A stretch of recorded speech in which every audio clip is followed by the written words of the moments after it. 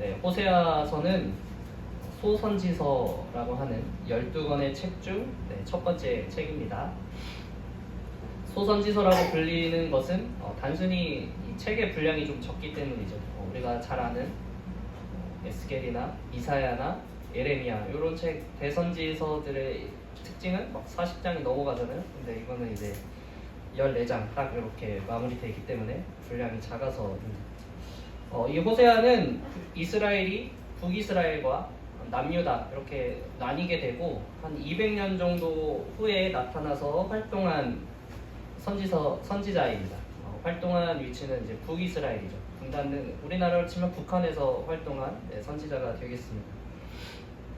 호세아서를 읽다 보면 에브라임아 이렇게 부르는 것이 나오는데 그것은 한 지파 어떤 하나의 경기도 이렇게 그렇죠? 분할해서 부르는 것이 아니라 전체 북한 전체를 부르듯이 그런 식으로 대표해서 부르는 명칭을 보는 명칭이 나오죠. 그런데 이 에브라임 어떤 인물인지 아십니까? 에브라임. 네. 에브라임은 요셉의 첫째 아들일까요? 둘째 아들일까요? 네, 둘째 아들입니다. 네. 제가 물어볼 때 웬만하면 대답을 그렇게 바라고 하지는 않아요, 사실. 정답을 바라고 묻지 않습니다. 그냥 호응만 해주시면 됩니다. 네, 둘째 아들인데 이 요셉이 축복을 한단 말이죠. 자기 아들들과 그리고 특별히 요셉은 이제 두 손주들이죠. 손주들을 불러서 축복을 하는데 므낫세가 첫째인데 므낫세한테는 왼손을 올려요. 이렇게 올리고 이 에브라임한테는 오른손을 올립니다.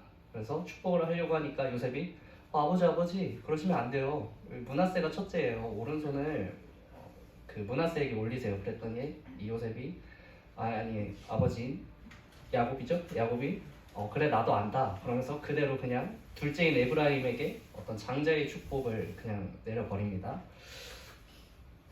자, 이제 시간이 지나서 이스라엘이 분열을 했단 말이죠. 그래서 남쪽은 남유다, 북쪽은 이제 북이스라엘로 나뉘는데, 자, 이 북이스라엘의 첫 통치자가 여로보암인데 바로 이 사람이 에브라임 지파예요. 네, 에브라임 지파입니다. 그래서 그 당시 사람들은 이 에브라임 지파를 북이스라엘로 부른 거예요. 왜냐면 이 에브라임 지파가 계속해서 첫째 왕이 탄생을 하고 주류가 돼서 계속 북이스라엘을 이끌어 나갔기 때문에 북이스라엘을 에브라임이라고 했습니다. 자, 지금 이 호세아가 활동하던 호세아 선지자가 활동할 때 왕 이름도 근데 여로보암입니다. 즉 처음 북이스라엘을 첫째 왕인 여로보암이랑 이름이 똑같죠. 그래서 이 호세아 선지자가 활동할 때 왕을 여로보암 2세 이렇게 부릅니다. 수요예배 참석하신 분은 기억할 수도 있는데 요나도 이 시기에 활동을 했어요. 그리고 예언을 했고 그 예언이 성취가 됐습니다. 어떤 내용이냐면 이스라엘 영토를 회복하되 하맛 어귀에서부터 아라바 바다까지 이렇게 회복할 것이다. 즉 영토가 완전하게 회복되고 그것을 넘어서 이제 아수르의 땅까지 먹을 수 있는 일부 먹는 그러한 형국을 이제 예언을 했고 그것이 이루어졌습니다. 즉 이 시기의 북이스라엘은 어땠냐? 굉장히 강국한 나라였어요. 그러니까 사람들이 느끼기에 우리 되게 센데? 우리 좀 해볼만한데? 하고 실제적으로 물질적으로도 가난하고 굶지 않았어요. 풍요로웠어요. 좀 먹고 살만한데? 힘들지 않잖아? 이런 생각을 하고 있었습니다. 즉 이 사람들은 자신들이 잘못된 길로 가고 있다는 것을 전혀 깨닫지 못했고 또 40년 뒤에 다가올 심판, 나라가 아예 멸망할 그 사건이 다가올 거라고는 예상도 할 수 없는 그러한 풍요 속에서 살아가고 있었습니다. 자, 이들이 누렸던 이 풍요와 어떠한 강한 나라의 이러한 모습들이 그들에게 축복이었을까요? 네, 축복이 아니었죠. 북이스라엘 사람들은 자기가 잘 되면 잘 될수록 이상하게도 하나님과 우상을 겸해서 섬겼어요. 그러니까 하나님한테도 절하지만 길거리에 있는 우상들을 보며 그들을 마음으로 믿고 섬기고 또 그들에게도 제사를 지내며 살았죠. 그리고 사회적으로는 하나님 주신 십계명을 완전히 어기면서 그 당시에 어떤 도덕적인 그리고 사회 질서적인 그 모든 것들이 망가져가는, 어두워져가는 그러한 시기였습니다. 또 하나님을 의지하기보다는 이웃의 강대국들을 의지했죠. 남쪽에 있는 애국, 엄청 강한 그 나라와 정치적인 외교적인 활동을 통해서 더 의지하고, 또 북쪽에 있는 마찬가지로 아수르 사이에서 중간 외교라고 하나요? 그 중간에서 하는 외교, 이렇게 처세술로 우리 참 괜찮게 살아간다 하면서 그들을 더욱 신뢰했죠. 자, 그런데 우리가 보면은 이상하게 하나님을 못 믿으면 좀 실패를 하고 더 못 살게 좀 돼야지 좋지 않습니까? 우리는 잘 믿으니까. 그런데 실제로는 어때요? 그렇지 않더란 말이죠. 더욱 잘 살게 되는 모습을 보게 됩니다. 그러니 이 이스라엘도 점점 하나님을 계속 떠나게 되고 더욱 악해져도 뭐 문제가 없구나. 이게 오히려 저 아세라 신상이 오히려 우리를 도와주는 것 같은데, 이렇게 착각하면서 살아가게 되죠. 마찬가지로 이 세상을 보면 어떻습니까? 하는 일이 잘 될수록 하나님을 더 열심히 섬기고 하나님을 더 잘 섬기는 사람들보다 하나님을 떠나는 사람들이 더 많아지게 되는 것을 보죠. 전에는 세상적으로 누릴 수 없던 것들, 그죠? 물질적 풍요가 옴으로써 누릴 수 없던 것들을 누리게 되니 하나님을 뒤로하게 되고, 또 얼마나 붙잡아야 될 게 많아졌습니까? 예전에는 그냥 몸 하나 잘 간수했으면 됐지만 손에 쥐고 있는 것들이 많기 때문에 그것들을 잡다 보니 하나님을 놓치는 삶을 살아가게 되죠. 하나님이 이렇게 말씀하십니다. 그들은 번성할수록 내게 범죄하니 내가 그들의 영화를 변하여 욕이 되게 하리라. 결코 이 풍성하다라고 하는 것이, 부유하다는 것이 하나님의 축복의 기준이 아니다라는 것을 우리에게 말씀해주고 있죠. 여러분 삶의 풍요로움이 또한 축복의 기준이 되지 않기를 바랍니다. 자, 보세요. 가끔 부자들이 밥을 먹을 때 밥 한 끼가 아마 제 일주일 식비랑, 그죠? 또 이상일 거예요, 그죠?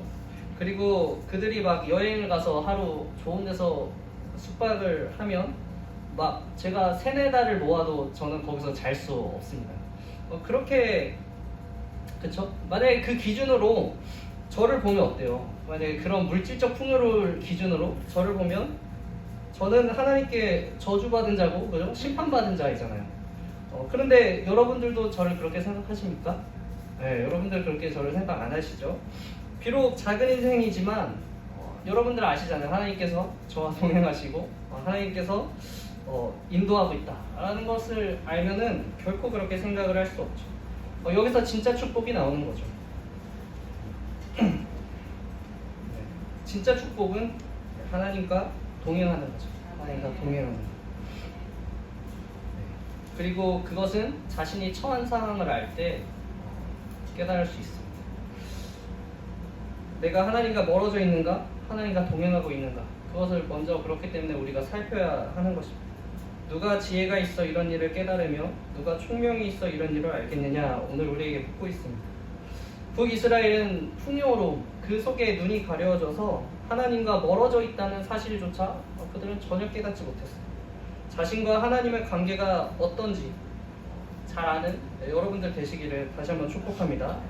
너무나 자신이 처한 상황을 모르고 살아가는 사람들이 많아요. 눈이 너무 가려져서 모든 일이 잘 풀리고 만사가 형통하다, 그때가 뭐 할 때예요? 누릴 때가 아닙니다, 여러분. 그때가 더 조심하고 내가 지금 하나님과 잘 동행하고 있나? 나는 내 상황이 지금 이걸 누려도 되는 상황인가? 그걸 먼저 살펴야 하죠. 네, 나는 하나님의 보시기에 합당한가? 거룩한가? 정결한가? 네, 그렇지 않은데도 만약에 풍성한 삶을 누리고 있다? 그것은 멸망의 때가 다가오고 있다. 그것을 우리에게 말해줍니다. 이스라엘과 같이 어떤 잘못된 축복에 눈이 가리워져서 상황을 분별하지 못하고 그렇게 살아가는 것이 아니라 깨어있어서 하나님과 동행하는 그 진짜 축복을 누리시기를 바랍니다.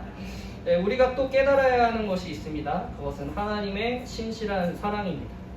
호세아와 고멜의 결혼 생활은 하나님의 신실한 사랑을 아주 대표적으로 나타내는 모습이죠. 남편과 자식을 버리고 다른 남자가 좋아서 떠난 여자, 이 여인을 어떻게 해요? 하나님이 호세아 보고 사랑하라고 말씀을 하시는 거죠.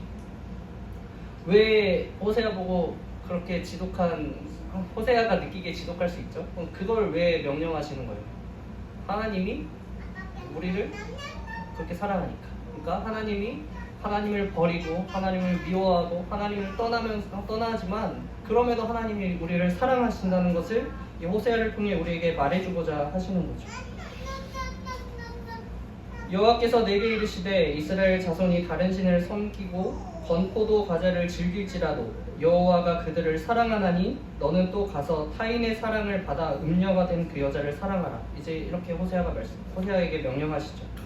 하나님이 이스라엘을 사랑하시는 거예요. 비록 다른 신인 바알 앞에 가서 절하고 경배하고 찬양하는데 하나님은 여전히 그 이스라엘을 사랑하고 계신 거예요. 이 건포도 과자라고 하는 것은 바알 제사상에 나오는 먹거리죠. 우리도 뭐 제사를 지내면 많은 먹거리가 나오잖아요. 좀 그 제사상을 떠난 지가 제가 좀 오래돼서 그 음식들이 기억이 나지 않는데 아무튼 올라가는 뭐 떡이며 그죠? 뭐 그런 걸 대표해서 얘기를 한 겁니다. 제사 후에 그들이 그 우상 숭배자들과 함께 하하호호 막 거리면서 행복하게 지내도 하나님께서는 이스라엘을 사랑한다 라고 이렇게 말씀을 해주는 거죠. 이 하나님의 사랑 여러분 이해할 수 있습니까? 여러분들 이해할 수 있을까요? 네. 왜 그렇게까지 우리를 사랑하는지 사실 보통 이해가 되지 않는 거죠. 그만큼 이해가 되지 않습니다.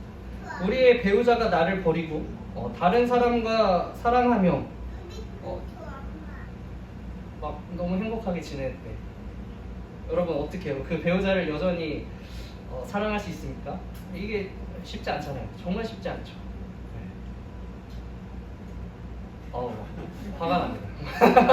만약에 그쵸? 아니 가끔 꿈에서 서로 이제 바람피는 꿈을 꾸면 어때요? 일어나서부터 기분이 안 좋고 막 잘못한 것도 없는데 막 뭐라고 하잖아요. 이미 그 기분이 나쁘잖아요.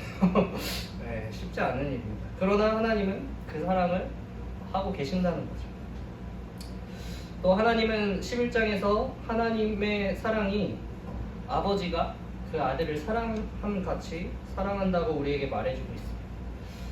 하나님이 이스라엘을 애국으로 불러내었는데 그 다음부터 하나님이 어떻게 표현하시냐면 걸음을 가르쳤다 이렇게 표현하시고 팔로 안았고 먹을 것을 주었다 이렇게 얘기를 하십니다. 아들과 같이 그를 키웠다.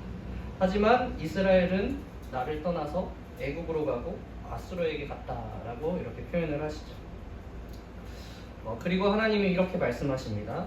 에브라임이여 내가 어찌 너를 놓겠느냐 이스라엘이여 내가 어찌 너를 버리겠느냐 내가 어찌 너를 아드마같이 놓겠느냐 어찌 너를 스보임같이 두겠느냐 내 마음이 내 속에서 돌이키어 나의 긍휼이 온전히 불붙듯 하도다. 내가 나의 맹렬한 진노를 나타내지 아니하며 내가 다시는 에브라임을 멸하지 아니하리니 이는 내가 하나님이요 사람이 아님이라. 내 가운데 있는 거룩한 이니 진노함으로 내게 임하지 아니하리라. 여기서 아드마와 스보임은 고돔과 소모라 때 같이 멸망한 나라예요. 그들과 같이 멸망시키지 않겠다고 우리에게 약속을 해주시는 거죠. 하나님은 이스라엘을 그렇게 멸망하게 놓아두지 않는다? 아니 너희들 그렇게 망하게 나 못 둬. 너희들 멸망하는 거 그 꼴 못 보겠어 라고 말씀을 하시는 거죠.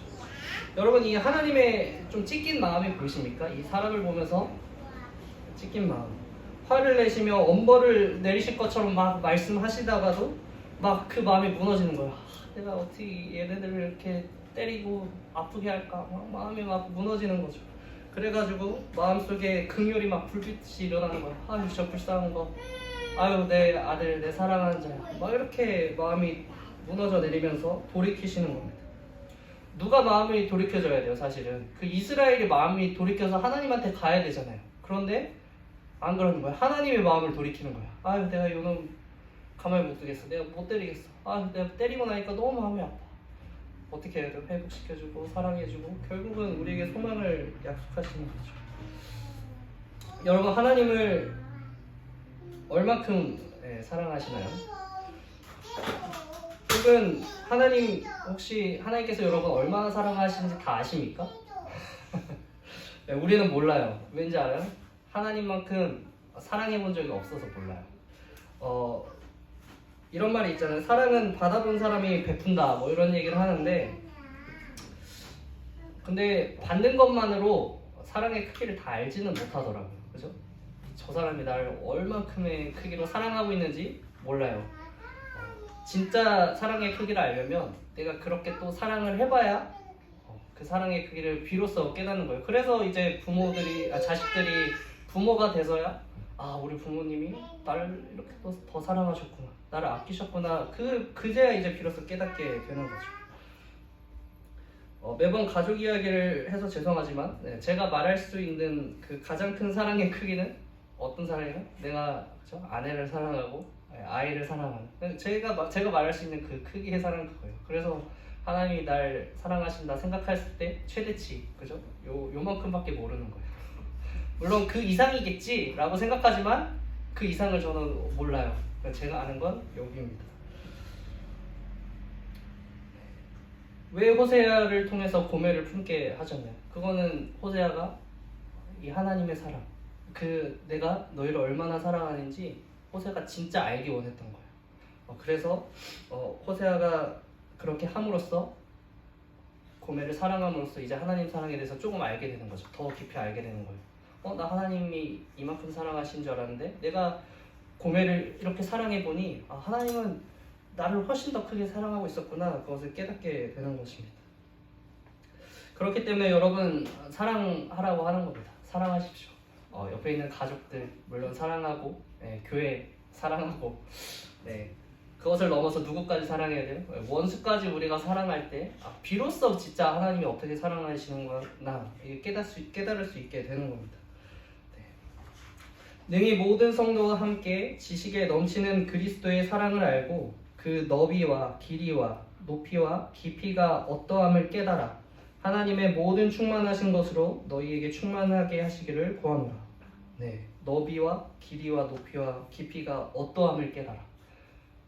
하나님 사랑 그렇게 깨닫게 되기를 축복합니다. 마지막으로 우리가 깨달아야 할 것이 있는데, 그것은 우리에게 결국은 소망이 있다고 하는 것이죠. 오늘 본문에 있는 호세아 14장에서 하나님께서 치유하시고 또 관계를 회복하시고 구원하실 것을 우리에게 약속하고 있습니다. 이것은 바로 하나님의 그 신실하신 사랑의 최종의 결과물이고 열매이죠. 우리에게 주어지는 하나님의 심판의 결과는 뭐예요? 멸망이 아니라 회복이고 구원입니다. 그래서 우리에게도 하나님 말씀하시죠. 여호와께로 돌아오라, 이렇게 말씀하고 있습니다.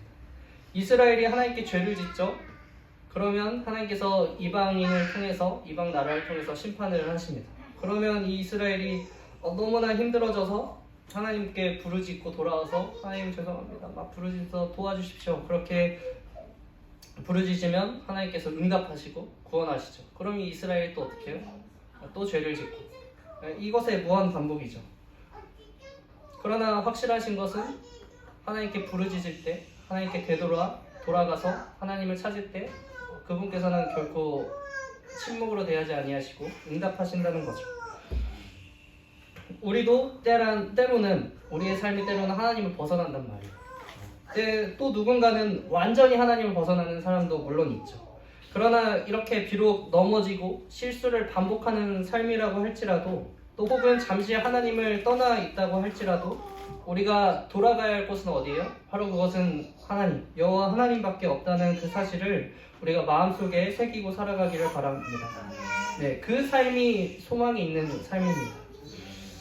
하나님이 이스라엘을 뿌리 깊은 나무와 같이 또 커다란 가지와 같이 가지를 만드셔서 넓은 그늘을 만들고 아름다운 향기와 열매를 맺어나는 나무와 같이 만들겠다고 하십니다. 그래서 그들을 열방 가운데 복으로 너희를 세우겠다, 이렇게 말씀을 하시죠. 이 또한 우리를 향한 약속입니다.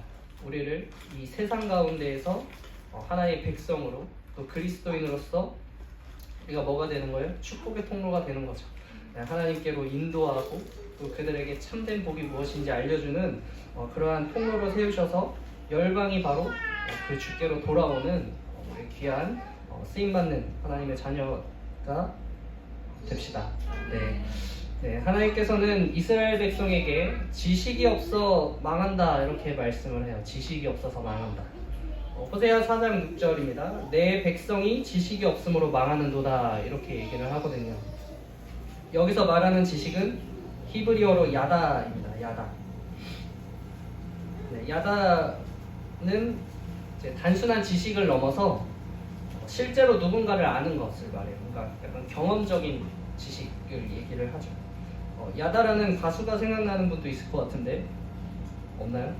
네, 90년대쯤에 그 가요계를 아시는 분들은 야다라는 가수가 생각날 수도 있는데 그것도 히브리어인데 그거는 이제 찬양하다라는 의미를 가진 다른 단어이고 오늘 호세아서에 사용된 이 야다는 알다, 지식 뭐 이렇게 번역되는 말로써 부부간의 관계를 맺을 때 사용하기도 합니다.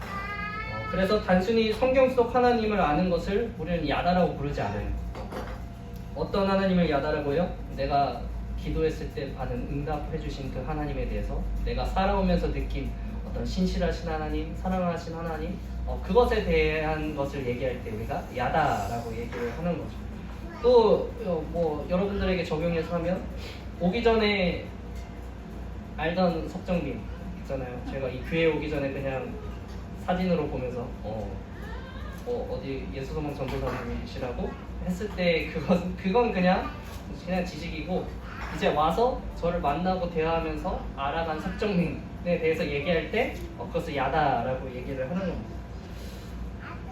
즉 하나님께서 원하시는 건 어떤 거예요? 단지 우리가 머리로만 말로만 하나님에 대해서 아는 것이 아니라 하나님과 직접적인 인격적인 관계를 원하시는 거예요. 그래서 그 인격적인 하나님과 교통과 소통함을 통해서 하나님의 사랑을 경험하기를 원하시는 것이죠.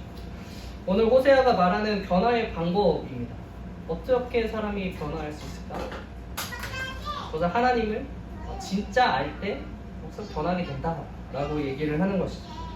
호세아 6장 3절에서 그래서 호세아는 그러므로 우리가 여호와를 알자, 힘써 여호와를 알자라고 우리에게 강하게 얘기하고 있습니다. 우리를 향한 하나님의 신실한 사랑을 경험하고 또 하나님에 대해 깨닫는 그 사람, 그 사람은 반드시 변할 수밖에 없어요. 하나님을 인격적으로 만난 사람들은 무조건 변화하게 됩니다. 그리고 그에 걸맞는 삶을 살아가게 되는 것이죠. 오늘 이 본문 말씀, 함께 읽은 본문 말씀은 호세아가 약 25년의 사역을 했거든요. 그것을 마치면서 우리에게 그 사역을 마치면서 던지는 마침표이면서 또 우리에게 던지는 메시지와 같습니다. 누가 지혜가 있어 이런 일을 깨달으며 누가 총명이 있어 이런 일을 알겠느냐. 그가 예언할 때는 어땠어요? 그것을 깨닫는 사람이 없었어요. 아무리 25년 주구장창 야 우리 심판받을 거야. 그러나 하나님께서 우리를 이렇게 사랑하셔. 그리고 회복시켜 줄 거야. 25년간 외쳤지만 들어주는 이가 없었습니다. 어때요? 그렇기 때문에 이 질문에는 약간 애통의 마음이 담겨 있는 거죠. 하나님이 마음을 너무나 잘 알잖아요, 호세아는. 왜냐하면 하나님이 시키신 대로 이제 하나님의 사랑을 베풀어 봤으니 하나님 사랑도 너무 알고 또 이스라엘이 처할 상황도 알고 호세아는 너무나 답답하고 슬픈 거죠. 그래서 묻는 거죠. 야 이거 누가 깨달을까? 누가 알까? 이렇게 묻습니다. 우리가 이 질문에 답할 수 있는 자들이 되었으면 좋겠습니다. 제가 깨달았습니다. 제가 압니다. 하나님과의 관계, 하나님의 마음, 또 하나님 주신 소망, 그것을 제가 깨닫고 아는 사람입니다. 그렇게 대답할 수 있는 우리 성도님들 되시기를 정말로 축복합니다.